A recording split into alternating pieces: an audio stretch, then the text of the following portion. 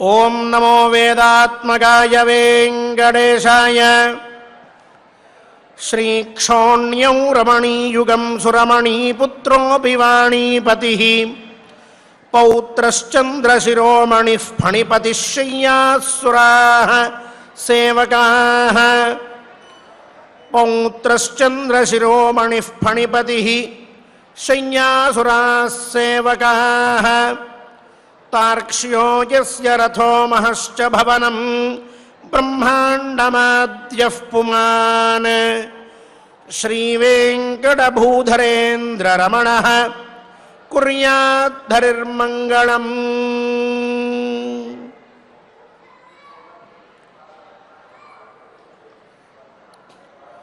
పురాణం అనే శబ్దానికి పురా అపి నవం అనే అర్థాన్ని చెప్పారు.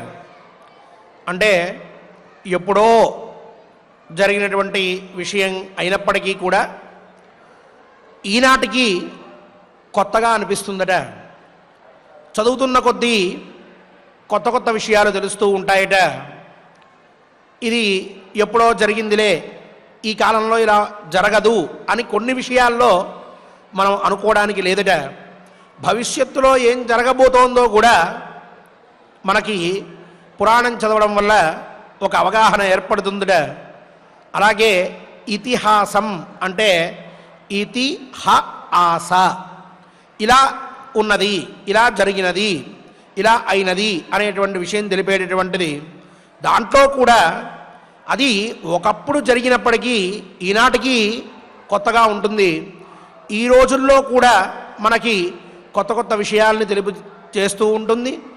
మన జీవన గమనానికి కొత్త మార్గాన్ని, కొత్త విషయాన్ని తెలియజేసేటటువంటిది ఇతిహాసం అని చెప్పి, పురాణ ఇతిహాసాలు రెండూ కూడా ఎప్పుడో జరిగిన విషయాలుగా మనకు అనిపిస్తూ ఉన్నప్పటికీ ఈనాటికి కూడా మనకి అవి ఒక మార్గాన్ని ఉపదేశించడంలో గొప్ప స్థానాన్ని పోషిస్తూ ఉన్నాయి అని వాటి లక్షణాల గురించి చెప్తూ చెప్పారు. మనం అనుభవిస్తూ ఉన్నాం. ఎప్పుడో ద్రౌపదీదేవి మాట్లాడిన మాటలు, ధర్మరాజు చెప్పినటువంటి మాటలు, ఇప్పుడు భీముల వారు చెప్పబోయేటటువంటి మాటలు, ఇవన్నీ కూడా మన జీవితంలో అవి ఎలా ఉపయోగపడతాయో, వాటిని మనం ఎలా అన్వయించుకుని జీవనాన్ని ముందుకు తీసుకుని వెళ్ళాలో, కష్టకాలం ప్రాప్తించినప్పుడు ఈ మాటల్ని ఎట్లా స్మరించుకుని స్ఫూర్తిదాయకమైనటువంటి ఒక విశ్వాసాన్ని మనం మనసులో నింపుకుని మన జీవితంలో ముందుకి మనం ప్రయాణించాలో చక్కగా అన్వయించుకుంటూ వెళ్తూ ఉన్నాం. ఇదంతా కూడా శ్రీనివాస స్వామివారి పరిపూర్ణ అనుగ్రహం ఉండడం చేత ఆ స్వామివారి సమక్షంలో ధర్మ విచారంతో పాటు మన జీవన విచారాన్ని కూడా చేసుకునేటటువంటి భాగ్యం మనందరికీ కలిగింది. పునఃపునః ఇటువంటి భాగ్యాన్ని మనకి ఇమ్మని ఆ రమారమణుడైనటువంటి కలియుగ ప్రత్యక్ష దేవుణ్ణి ప్రార్థిస్తూ ఈనాటి పారాయణానికి సత్సంకల్పం చేసుకుందాం. 33వ అధ్యాయాన్ని మనం ఆరంభించుకుందాం. విఘ్నేశ్వర ధ్యానం. నమస్తే గణనాథాయ గణానాం పతయే నమః. భక్తి ప్రియాయ దేవేశ భక్తేభ్యః సుఖదాయక. శ్రీనివాస ధ్యానం అనంత వేద సంవేద్యం నిర్దోషం గుణసాగరం అతీంద్రియం నిత్యముక్తం శ్రీనివాసం భజే నిశం. శ్రీకృష్ణ ధ్యానం వందే నవఘనశ్యామం పీతకౌశేయవాససం సానందం సుందరం శుద్ధం శ్రీకృష్ణం ప్రకృతేః పరం. వ్యాసధ్యానం వేదవ్యాసం స్వాత్మరూపం సత్యసంధం పరాయణం శాంతం జితేంద్రియక్రోధం సశిష్యం ప్రణమామ్యహం. అథ సంకల్పః. శ్రీమదాదివరాహ క్షేత్రే విరాజమానస్య జగద్రక్షణార్థమవతీర్ణస్య శ్రీమదఖిలాండకోటి బ్రహ్మాండ నాయకస్య శ్రీవేంకటేశ్వర స్వామినః పరిపూర్ణానుగ్రహేణ సర్వేషాం భక్తజనానాం ఆదివ్యాధి నివృత్తి ద్వారా ఆయురారోగ్యైశ్వర్యాభివృద్ధ్యర్థం సర్వారిష్ట నివృత్తి ద్వారా సకల శ్రేయోభివృద్ధ్యర్థం ధర్మార్థకామమోక్షాఖ్య చతుర్విధా పురుషార్థ సిద్ధ్యర్థం సమస్త పాపక్షయార్థం శ్రీ పరమేశ్వర ప్రీత్యర్థం శ్రీమన్మహాభారతే వనపర్వణి యథాశక్తి త్రయస్త్రింశోऽధ్యాయాంతర్గత శ్లోకపారాయణం ఆచార్యముఖేన కరిష్యామహే. శ్రీకృష్ణ పరబ్రహ్మణే నమః.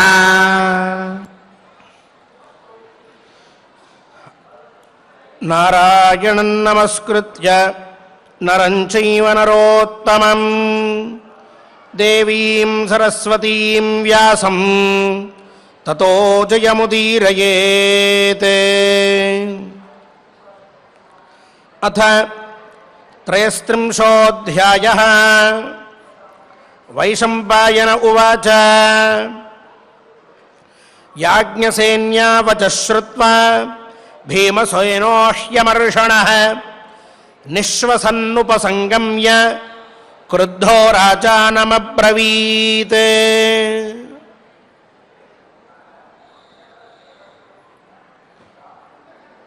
జనమేజయ మహారాజు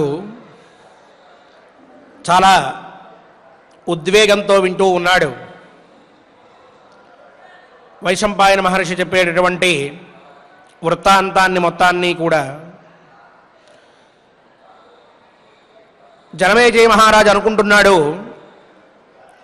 ద్రౌపదీదేవి ఇంత వివరంగా యుద్ధానికి ప్రోత్సహించినప్పటికీ కూడా, అథవా ఏదో విధంగా రాజ్యాన్ని మళ్ళీ మనం చేజిక్కించుకోవాలి అని చెప్పినప్పటికీ కూడా ధర్మరాజు ఏ విధంగా వీళ్ళని ఒప్పించి వనవాసం చేయించాడు.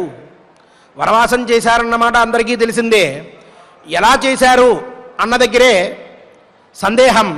మరి ఇన్ని మాటలు చెప్పింది, నీతి శాస్త్రం చెప్పింది, కాలోచితమైనటువంటి మాటల్ని మాట్లాడింది. ఇన్ని మాట్లాడినా ధర్మరాజు ఎలా ఆవిడ్ని ఒప్పించాడు అనే ఉద్వేగం ఆయనలో కలిగింది. అదే సమయంలో మళ్ళీ వైశంపాయన మహర్షి ఆ పైన జరిగిన వృత్తాంతాన్ని చెప్పబోతూ ఉన్నారు. ఇంకొంచెం ఆశ్చర్యం కలిగింది. అందరూ అక్కడ ఉన్నటువంటి మహామునులు వాళ్ళంతా యజ్ఞం చేస్తూ ఉన్నారు. ఆ యజ్ఞం మధ్యలో ఈ ప్రసంగం అంతా జరుగుతూ ఉన్నది. చుట్టుపక్కల ఎక్కడ చూసినా యజ్ఞగుండాలు, వాటి నుంచి వస్తూ ఉన్నటువంటి హోమధూమం, ఎక్కడికెక్కడ అందరూ కూడా ఆ పూట చేయవలసినటువంటి యజ్ఞ కార్యక్రమాన్ని పూర్తి చేసి వింటూ ఉన్నారు. ఎవరికి వారికి ఇంకా పైన ఏం జరిగింది అనేటటువంటి ఉత్సాహం పెరిగింది. ఆ సమయంలో వైశంపాయన మహర్షి ఇప్పటిదాకా ద్రౌపది ధర్మరాజులు ఇద్దరూ కూడా పరస్పరం మాట్లాడుకున్న మాటల్ని వాళ్ళ మాటలుగా అన్నిటినీ కూడా వినిపించి ఇప్పుడు ఆయనే మొదలు పెడుతూ ఉన్నారు. భీమసేనుల వారు ఏమన్నారో దాన్ని చెప్తూ ఉన్నారు.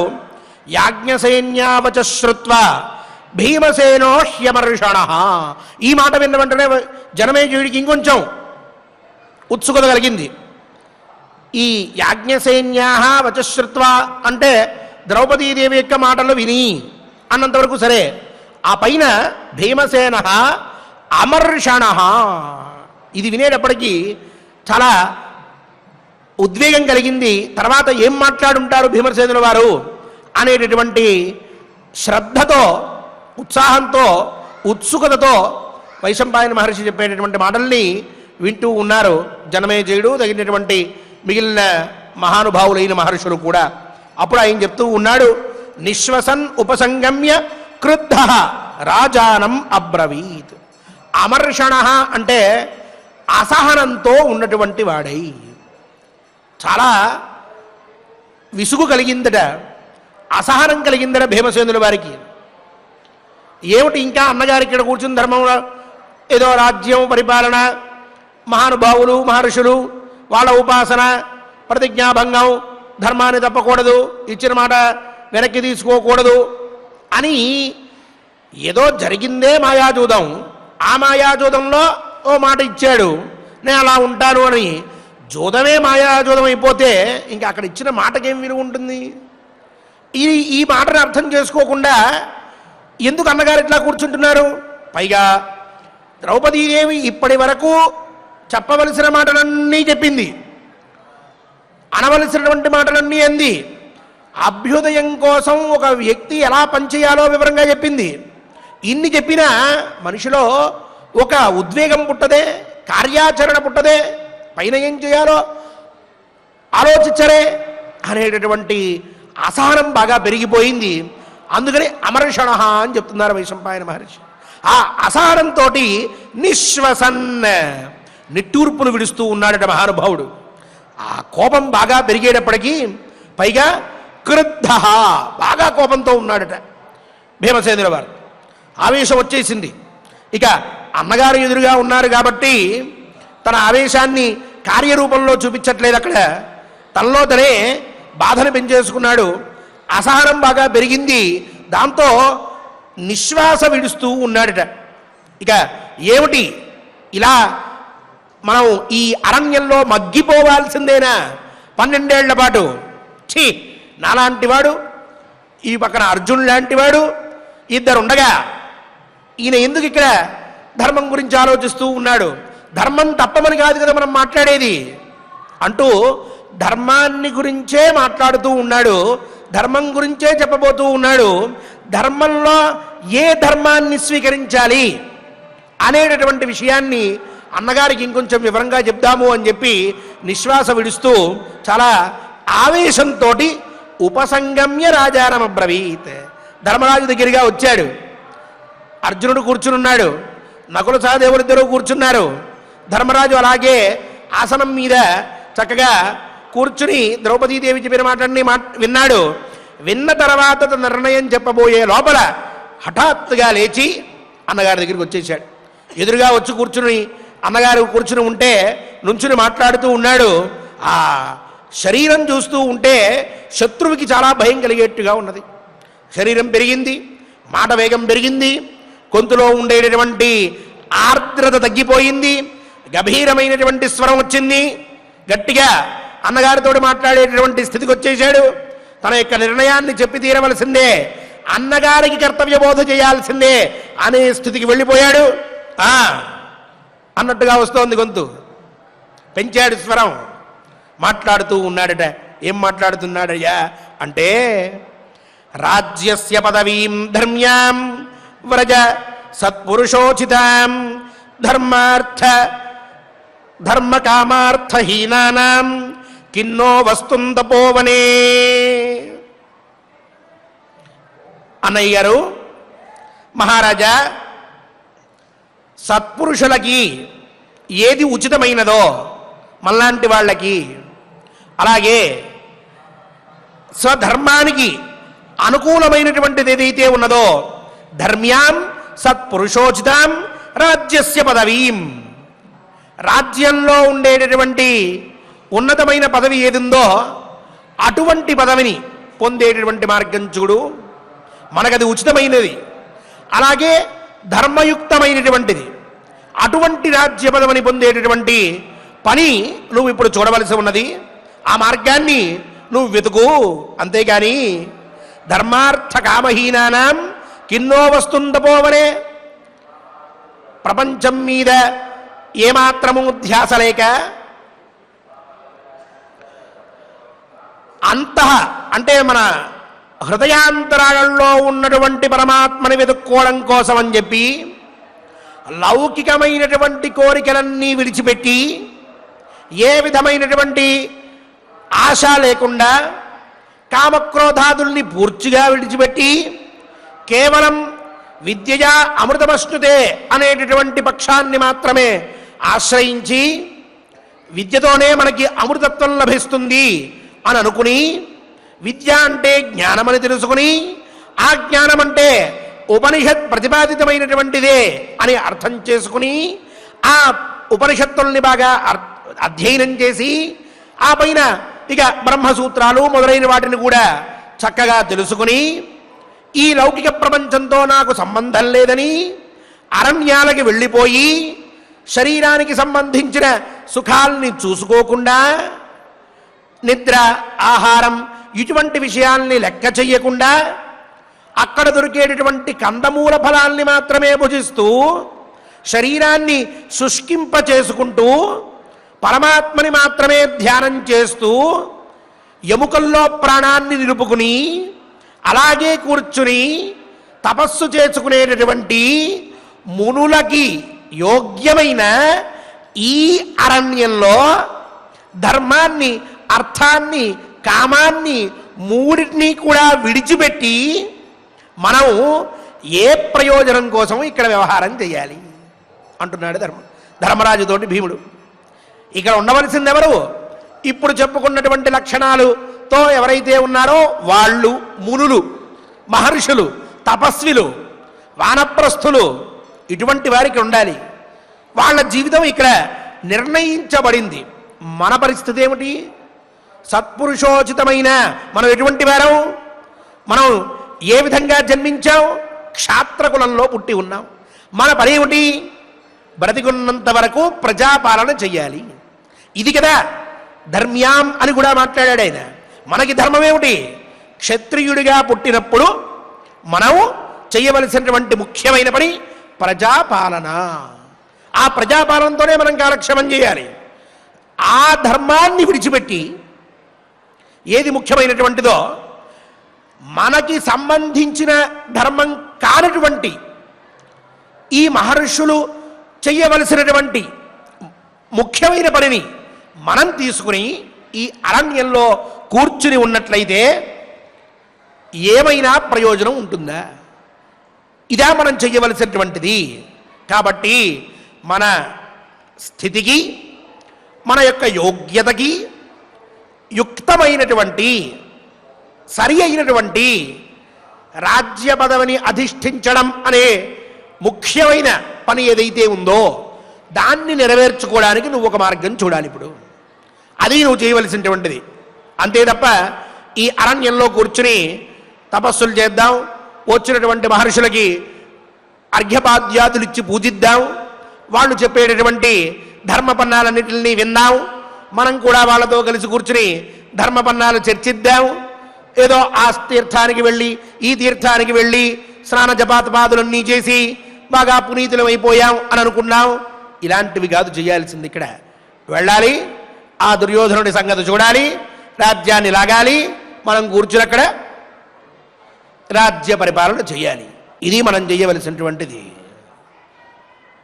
అని ఆ పైన నైవ ధర్మేణ తద్రాజ్యం నార్జవేన నచౌజస అక్షకూటమధిష్ఠాయ హృతం దుర్యోధనేన వై. నిన్నే చెప్పుకున్నాం, మహాభారతంలో పండితుడెవరు అందరికంటే అంటే భీమసేనుల వారు అని చెప్పి మొట్టమొదటి చెప్తారు అని. ఆయన ఏం మాట మాట్లాడినా చాలా పొందికగా మాట్లాడతాడు, సమయోచితంగా మాట్లాడతాడు, ఒక న్యాయాన్ని కూడా అక్కడ చూపిస్తూ మాట్లాడతాడు, లాజిక్గా మాట్లాడతాడు ఆయన మాట్లాడితే. అంటున్నాడు మళ్ళీ నైవ ధర్మేణ తద్రాజ్యం. మహానుభావ అన్నగారు, ఆ దుర్యోధనుడు మన దగ్గర నుంచి రాజ్యాన్ని ధర్మయుక్తంగా ఏమన్నా లాక్కున్నాడా? లేదే. సరే పోని ధర్మం లేదే అనుకుందాం, ఆర్జవం ఏదైనా ఉన్నదా? రుజు ప్రవర్తన, ఒక పద్ధతిని అవలంబించి అవతల వాళ్ళ దగ్గర నుంచి రాజ్యాన్ని లాక్కోవడం అనేటటువంటి దాంట్లో ఒక పద్ధతి ప్రకారం అతను ఏమన్నా చేశాడా? లేదే. సరి అది కూడా లేదు. ఓజస పరాక్రమంతో ఏమన్నా పోని మన దగ్గర నుంచి రాజ్యాన్ని లాక్కున్నాడా? అది కూడా లేదే. ఓ ధర్మం లేదు, ఒక రుజు ప్రవర్తన లేదు, ఒక పరాక్రమం లేదు. అక్షకూటం అధిష్ఠాయ హృతం మాయాజూదం పెట్టుకుని కష్టపడి నిర్మించుకున్న రాజ్యాన్ని మొత్తాన్ని మూర్ఖుడు, అధముడు, అలసుడు అయినటువంటి దుర్యోధనుడు లాక్కున్నాడు, దొంగిలించేశాడు మన దగ్గర నుంచి. అటువంటి వాడి దగ్గర నుంచి తిరిగి రాజ్యం పొందేటటువంటి విషయంలో ధర్మాన్ని గురించి ఆలోచించడమా? ఇదియా యుక్తం మనకి ఇప్పుడు చేయవలసినటువంటి ఆలోచనలే. వాడు ఒకవేళ ధర్మంతో తీసుకుంటే, అయ్యా ఫలానా వాడు ధర్మాన్ని ఆశ్రయించి మన రాజ్యాన్ని తీసుకున్నాడు కాబట్టి, మనం ఆ సందర్భంలో ఒక ప్రతిజ్ఞ చేశాం కాబట్టి ప్రతిజ్ఞాభంగం అవుతుంది, చెయ్యవద్దు, ఇక్కడ ఇలాగే మనం 12 ఏళ్ళు వనవాసం చేసి తీరవలసిందే అనండి, ఒప్పుకుంటాను నేను. వాడు ప్రయాణించిన మార్గమే అపమార్గం. అపమార్గంలో మన వస్తువుని ఒకడు దొంగిలిస్తే మళ్ళీ ఆ వస్తువుని చిక్కించుకోవడానికి మనం ధర్మం గురించి ఆలోచించడమా? అలా ఆలోచించి 12 సంవత్సరముల పాటు అసలైనటువంటి మన సమయాన్ని, మన శక్తిని, యుక్తిని అడవుల పాలు చెయ్యడమా? ఏం ఆలోచిస్తున్నారు మీరు? పెరుగుతోంది, మాట మాటకి గొంతు పెరుగుతోంది, ఆవేశం తన్నుకొస్తోంది అంటూనే పై మాట మాట్లాడాడు. చాలా ఉదాహరణ చాలా తక్కువగా చూపించాడు దుర్యోధనుడి విషయంలో. గోమాయునేవ సింహానాం దుర్బలేన బలీయసాం ఆమిషం విఘసోషేన తద్వం రాజ్యం హినో హృదం. మహానుభావ, ఒక సింహముల గుంపు ఉంటుంది. ఆ సింహముల గుంపు ఎంతో కష్టపడి వేటాడి ఒక పశువునో ఇంకో జంతువునో చంపేస్తాయి. అలా చంపినటువంటి ఆ పశువుని ఇవన్నీ కూర్చుని తిందామనుకుంటూ ఉంటే, అదే సమయంలో ఒక నక్క వచ్చి ఆ చంపినటువంటి మాంసాన్ని ఎలా దొంగిలించేద్దామా అని ఎదురు చూస్తూ ఉంటుంది. చివరికి ఈ సింహం కొంత తింటూ ఉంటే ఓ పక్క, ఇంకొక పక్క నుంచి అదొచ్చి ఇంకొంత భాగం తినేద్దామని ఎదురు చూస్తూ ఉంటుంది. ఏమాత్రం సింహం అప్రమత్తంగా ఉన్న ఈ నక్క ఆ మొత్తం మాంసాన్ని దొంగిలించుకుని వెళ్ళిపోదామనుకుంటుంది. దొంగిలించేస్తుంది కూడా. ఈనాడు ఈ నికృష్టుడైన దుర్యోధనుడు అదే పని చేశాడు. కష్టపడి నిర్మించుకున్నాం, ఎంతో ఇబ్బంది పడ్డాం. అలా పడి ఒక రాజ్యాన్ని స్థాపనం చేసుకుని ఇంద్రప్రస్థం లాంటిది మనం నిర్మించుకొని మన జీవనం మనం కొనసాగిస్తూ ఉంటే, వీడు నక్కలాగా వచ్చి మొత్తం రాజ్యాన్ని మన దగ్గర నుంచి దొంగిలించుకుని వెళ్ళిపోయాడు. ఇటువంటి దొంగ విషయంలో ధర్మ విచారం అవసరమా?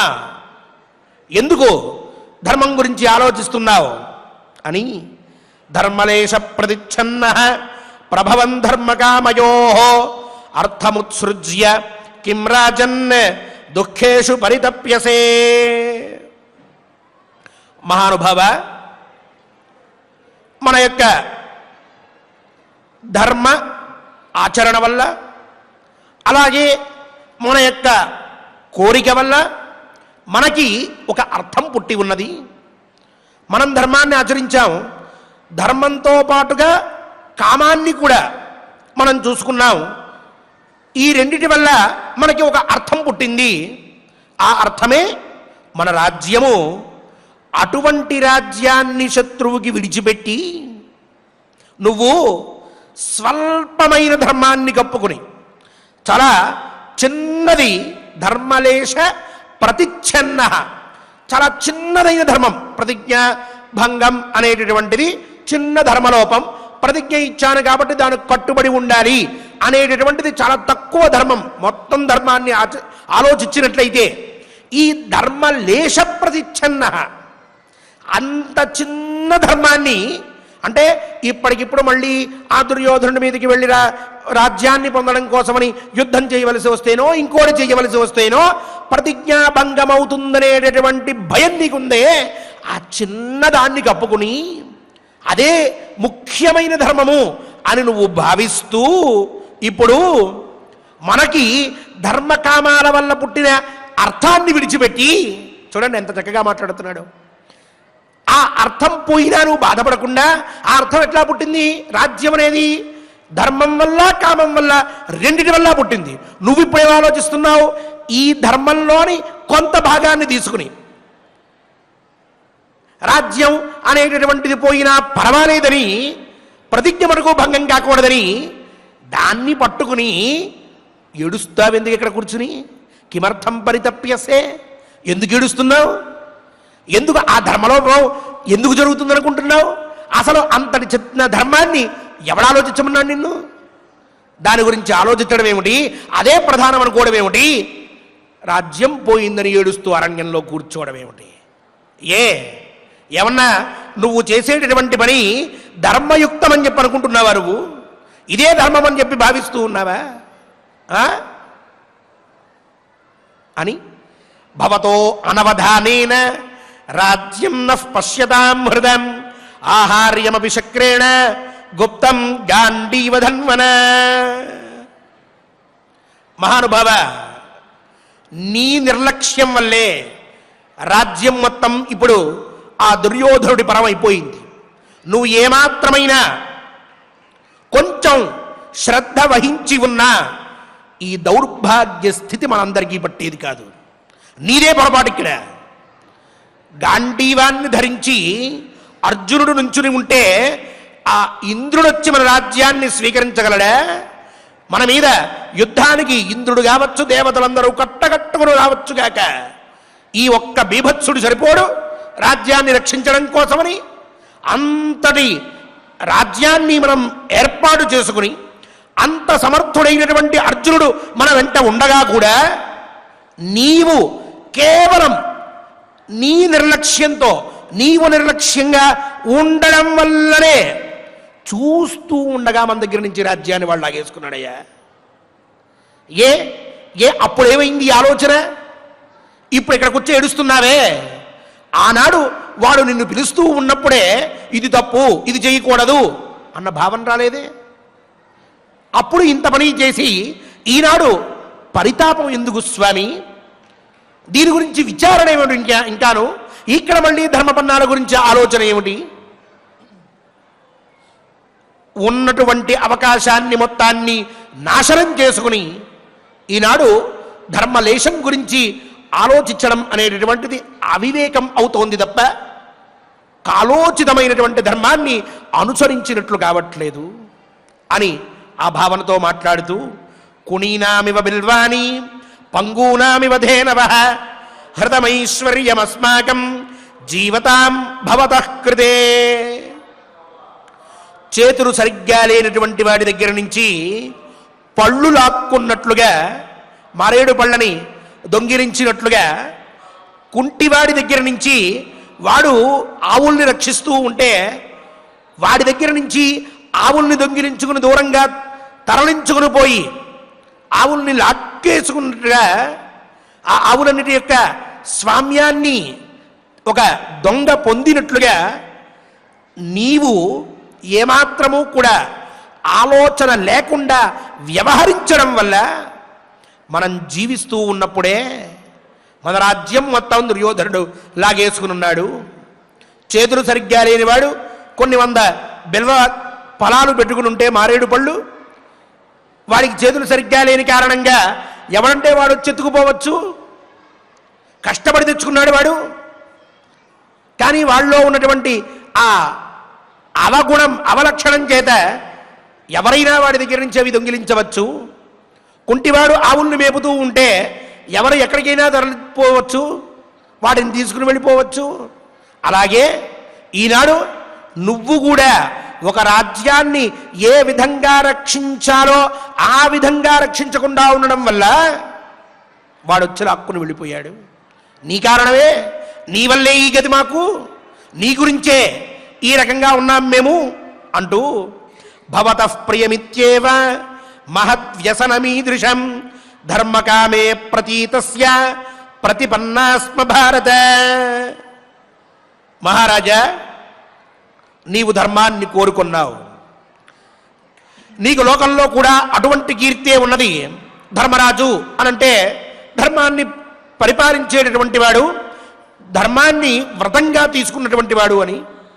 అందుకని నీ ఇష్టం తీరడం కోసం, కేవలం నీ కోసం, నీకున్నటువంటి ఇచ్ఛ నిన్ను అలా ప్రేరేపిస్తూ ఉంటే, నీకున్నటువంటి పేరు బట్టి నీకు ఆ ప్రసిద్ధి ఉంటే లోకంలో, ఇప్పుడు మేము వేరే విధంగా ఆచరించినట్లయితే నువ్వు అవమానం పొందుతావు, నీకు ఉన్నటువంటి మంచి కీర్తి పోతుంది అనే ఒకే ఒక్క కారణంతో వ్యసనం ఈదృశం, ఇంతటి కష్టాన్ని శక్తి ఉండి, యుక్తి ఉండి, సామర్థ్యం ఉండి, పరాక్రమం ఉండి, పౌరుషం ఉండి, పైగా అవతల శత్రువు చాలా నీచ స్థితిలో తక్కువగా మాకంటే ఉన్నప్పటికీ కూడా వాడి మీదకి వెళ్ళక నీ వెనకాల వచ్చి ఈ అరణ్యంలో కూర్చోడానికి కారణమేమనుకుంటున్నావు?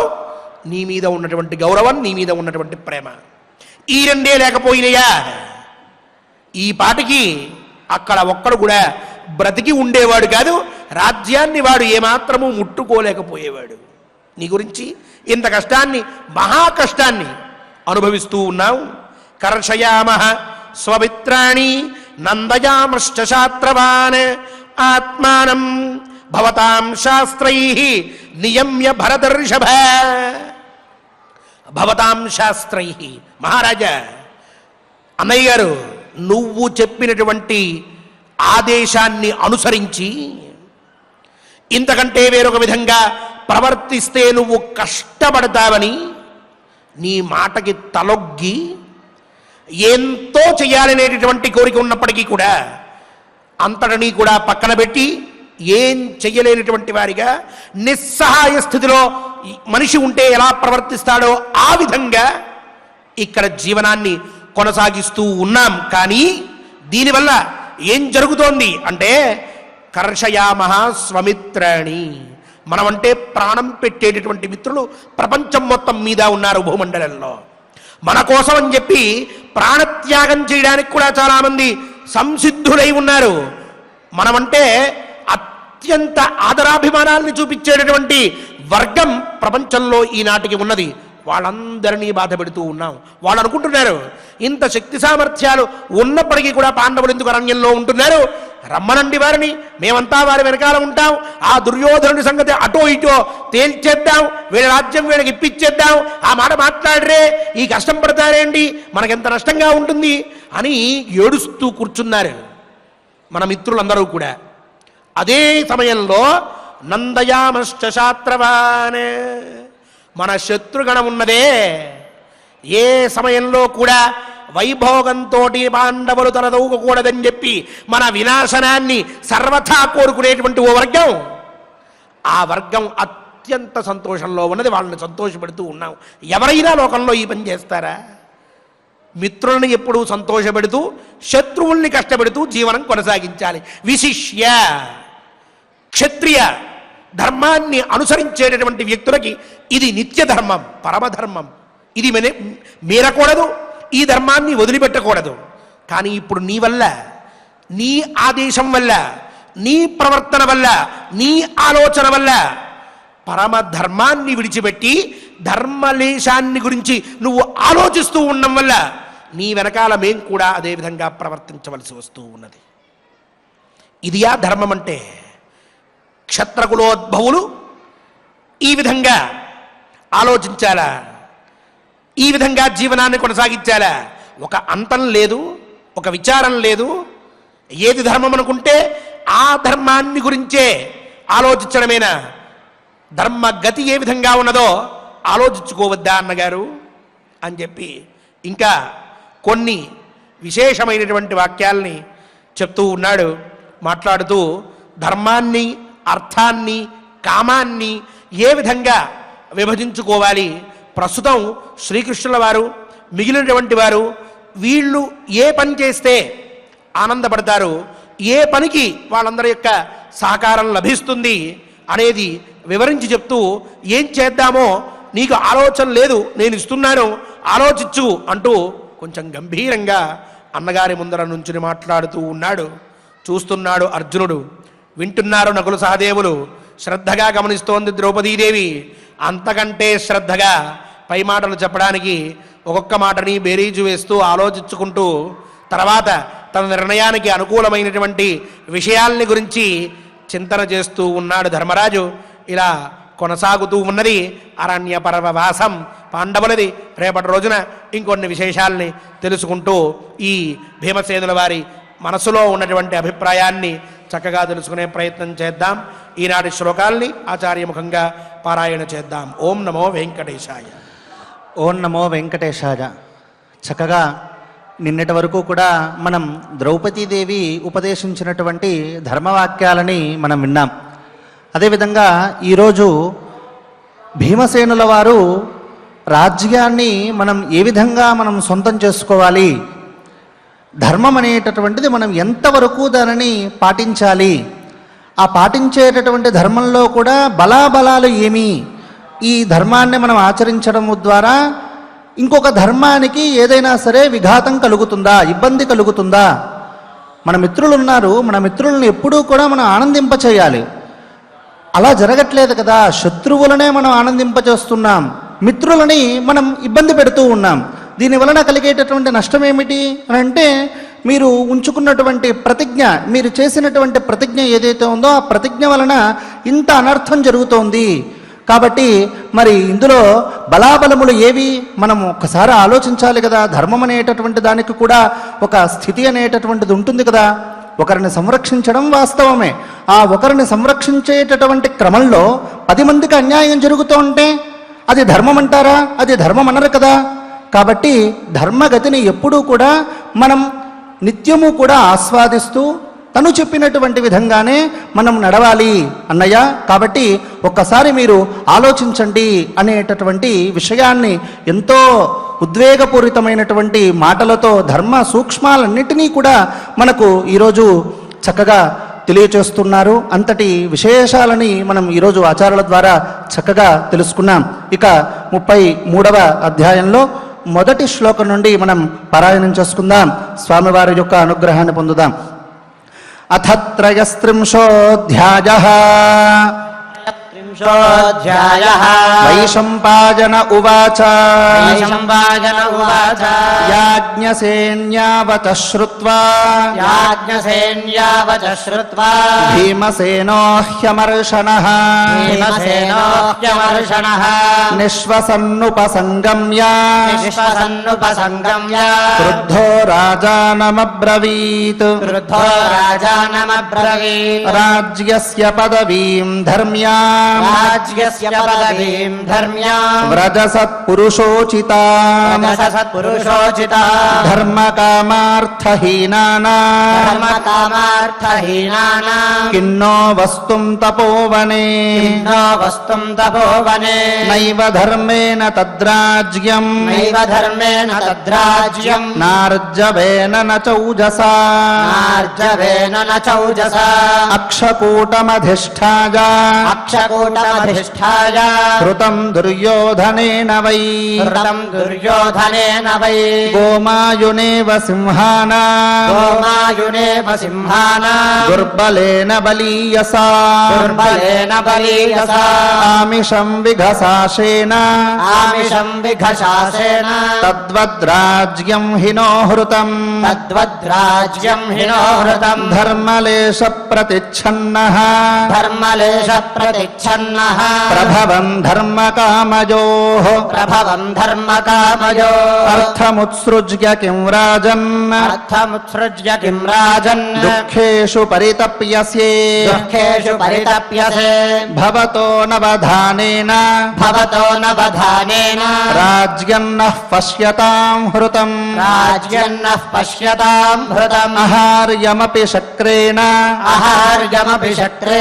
గుప్తం గాండీ గాంధీవధన్వనా గుప్తం గాంధీవధన్వనా పునీనామివ బిల్వాని కుణీనామివ బిల్వాని పంగూనామివ ధేనవః సంగూనామివ ధేనవః కృతమైశ్వరమస్మాకం కృతమైశ్వర్యమస్మాకం జీవతాం భవతః కృతే జీవతాం భవతః కృతే భవతః ప్రియమిత్యేవ భవతః ప్రియమిత్యేవ మహద్వ్యసనమీదృశం మహద్వ్యసనమీదృశం ధర్మకామే ప్రతీతస్య ధర్మకామే ప్రతీతస్య ప్రతిపన్నాస్మ భారత ప్రతిపన్నాస్మ భారత కర్షయామస్వ మిత్రాని కర్షయామస్వ మిత్రాణి నందయామశ్చ శాత్రవాన్ నందయామశ్చ శాత్రవాన్ ఆత్మానం భవతాం శాస్త్రైః ఆత్మానం భవతాం శాస్త్రైః నియమ్య భరతర్షభ నియమ్య భరతర్షభ. ఓం నమో వెంకటేశాయ. హరేర్నామైవ నామైవ నామైవ కేవలం కలవు నాస్త్యేవ నాస్త్యేవ నాస్త్యేవ గతిరన్యథా అంటూ హరినామమే కలియుగంలో అందరికీ గతి, వేరొక గతి లేదు. హరినామ సంకీర్తనం వల్ల పాప విముక్తి పుణ్యప్రాప్తి రెండూ కూడా కలుగుతాయి. విశిష్య కలవు సంకీర్త్య కేశవం అని చెప్పడం వల్ల కలియుగంలో సంకీర్తనం అనేది, అందున శ్రీ పురుషోత్తముని సంకీర్తనం విశేష ఫలప్రదమని చెప్పి ఉన్నది. మనకి ప్రతినిత్యము హరినామ సంకీర్తనం చేసేటటువంటి మహాపుణ్య ఫలం కలిగి ఉన్నది. శ్రీమాన్ కె సుబ్రహ్మణ్యం గారు, ఇతర అన్నమాచార్య ప్రాజెక్టు కళాకారులు వారంతా నామ సంకీర్తన తత్పరులై ఉన్నారు. మనం కూడా వారితో కలిసి గోవిందనామ సంకీర్తనం చేద్దాం. హరినామ సంకీర్తనాజన్యమైన ఫలాన్ని అందరం కూడా పొందుదాం.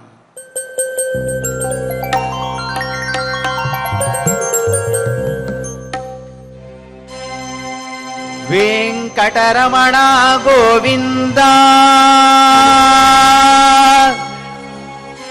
సంకటహరణ గోవింద గోవింద హరి గోవింద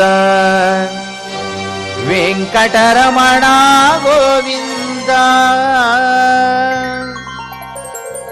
శ్రీనివాస గోవింద శ్రీ వెంకటేశ గోవింద భక్తవత్సల గోవింద భాగవత ప్రియ గోవింద నిత్య నిర్మల గోవింద నీలమేఘ శ్యామ గోవింద పురాణ పురుష గోవింద పుండరీకాక్ష గోవింద నందనందన గోవింద నవనీత చోర గోవింద పశుపాలక శ్రీ గోవింద పాప విమోచన గోవింద దుష్ట సంహార గోవింద దురిత నివారణ గోవింద శిష్ట పరిపాలక గోవింద కష్ట నివారణ గోవింద గోవింద హరి గోవింద గోకుల నందన గోవింద గోవింద హరి గోవింద గోకుల నందన గోవింద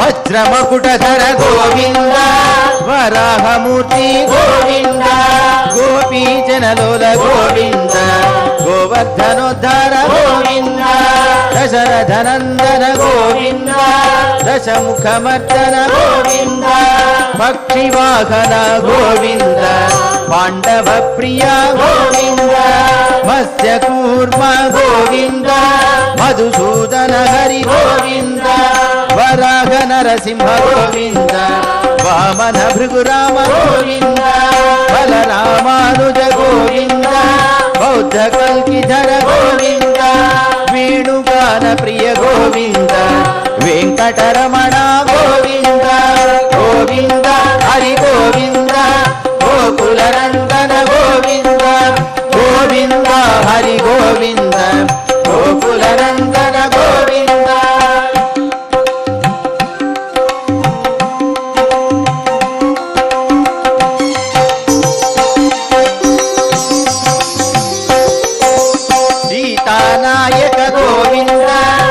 పరిపాలక గోవింద దరిద్ర జన పోషక గోవింద ధర్మ సంస్థాపక గోవింద అనాథ రక్షక గోవింద ఆపద్బాంధవ గోవింద శరణాగత వత్సల గోవింద కరుణాసాగర గోవింద కమల జలాక్ష గోవింద కామిత ఫలద గోవింద పాప వినాశక గోవింద పాహి మురారే గోవింద శ్రీముద్రాంకిత గోవింద శ్రీవత్సాంకిత గోవింద ధరణీ నాయక గోవింద దినకర తేజ గోవింద గోవింద హరి గోవింద గోకుల నందన గోవింద గోవింద హరి గోవింద గోకుల నందన గోవింద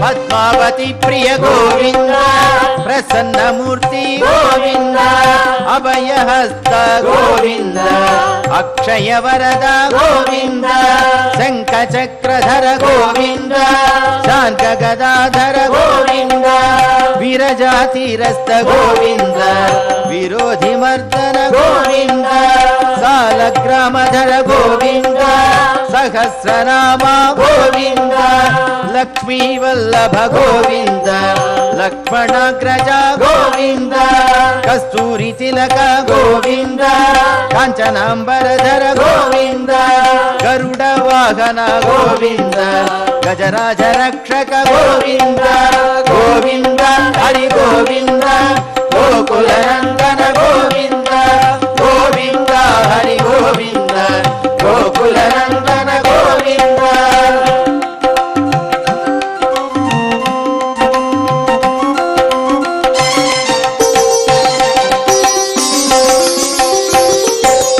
వానర సేవిత గోవింద వారధి వందన గోవింద సప్తగిరీశ గోవింద ఏక స్వరూప గోవింద శ్రీరామకృష్ణ గోవింద రఘుకుల నందన గోవింద ప్రత్యక్ష దేవ గోవింద పరమ దయాకర గోవింద వజ్ర కవచధర గోవింద వైజయంతిమాల గోవింద వటికాసులవాడ గోవింద వసుదేవతనయ గోవింద బిల్వ పత్రార్చిత గోవింద భిక్షుక సంస్థుత గోవింద శ్రీ పుంరూప గోవింద శివకేశవమూర్తి గోవింద గోవింద హరి గోవింద గోకుల నందన గోవింద గోవింద హరి గోవింద గోకుల నందన గోవింద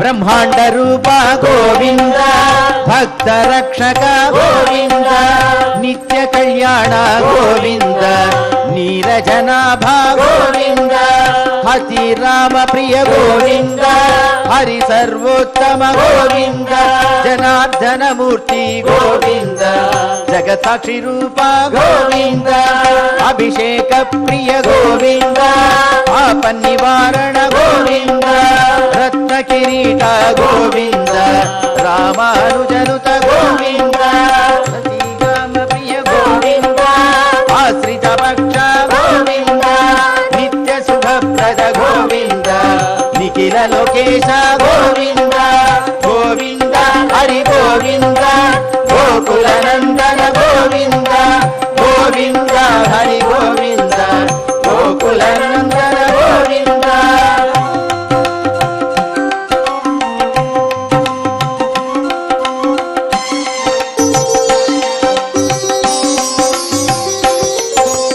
ఆనంద రూప గోవింద ఆద్యంతరహిత గోవింద ఇహ పరదాయక గోవింద ఇభరాజ రక్షక గోవింద పరమ దయాళో గోవింద పద్మనాభ హరి గోవింద తిరుమల వాస గోవింద తులసీ వనమాల గోవింద శేష సాయినే గోవింద శేషాద్రి నిలయ గోవింద మత్స్యావతార గోవింద ఏడుకొండలవాడ గోవింద గోవింద హరి గోవింద గోకులనందన గోవింద గోవింద హరి గోవింద గోకులనందన గోవింద గోవింద హరి గోవింద గోకులనందన గోవింద గోవింద హరి గోవింద గోకులనందన గోవింద గోవింద హరి గోవింద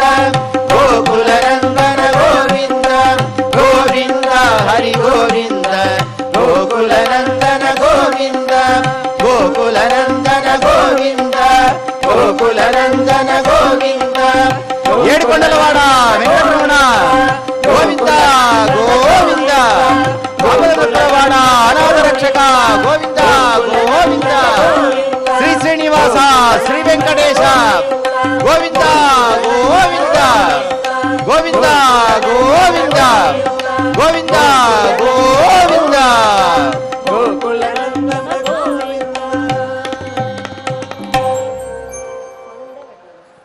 ఓం నమో వెంకటేశాయ. రేపు రాత్రి పౌర్ణమి గరుడ సేవ ఉండడం వలన మన అరణ్య పర్వ పారాయణకి తాత్కాలికమైన విరామం ఇవ్వబడింది. ఎల్లుండి మళ్ళీ మనం పారాయణాన్ని ఆరంభించుకుంటాం. ఈనాటి పారాయణాన్ని చక్కగా మంగళాశాసనంతో మంగళాంతంగా పూర్తి చేసుకుని మంగళప్రదుడైన శ్రీనివాస స్వామి వారి ఆశీస్సులను పొందుదాం. అథ క్షమా ప్రార్థనా యదక్షరపదభ్రష్టం మాత్రాహీనం చ యద్భవేత్ తత్సర్వం క్షమ్యతాం దేవ నారాయణ నమోస్తుతే.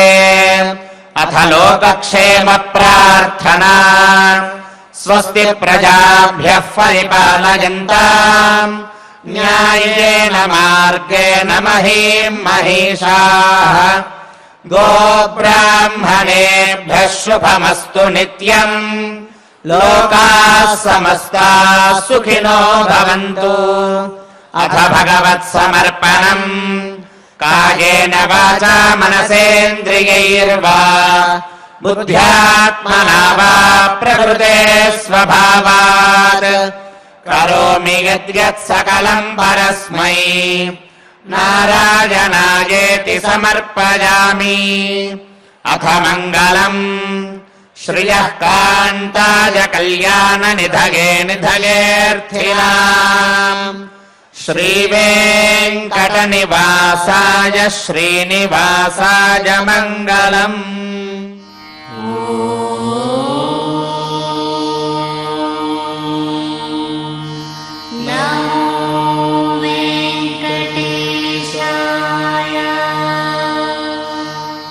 అనురాగానికి అమ్మ ఆదర్శం, ఆరోగ్యానికి Shri Sai homeo stores and clinic. అనుభవం, అర్హత, అంకిత భావం కల డాక్టర్లచే చికిత్స. అన్ని రకాల ఆరోగ్య సమస్యలకు నమ్మకమైన ఎంపిక Shri Sai homeo stores and clinic. Diabetes, కీళ్ల నొప్పులు, సయాటికా, వెన్నుముక సమస్యలు, థైరాయిడ్, నిద్రలేమి, మానసిక సమస్యలు, ఋతు సమస్యలు, అన్ని రకాల దీర్ఘకాలిక వ్యాధులకు ప్రత్యేక హోమియో వైద్యం. అందరికీ అందుబాటులో అంతర్జాతీయ హోమియో వైద్యం Sri Sai homeo stores and clinic. మీ ఆరోగ్య సమస్య ఏదైనా ఇప్పుడు పరిష్కారం సాధ్యం. సైడ్ ఎఫెక్ట్ లేని వైద్యంతో సంపూర్ణ ఆరోగ్యం కొరకు సంప్రదించండి Sri Sai homeo clinic and stores, Bhavani Nagar, Ambedkar Nagar road, old Alwal, Secunderabad. సంప్రదించాల్సిన ఫోన్ నంబర్స్ 9000751751 మరియు 9000422525.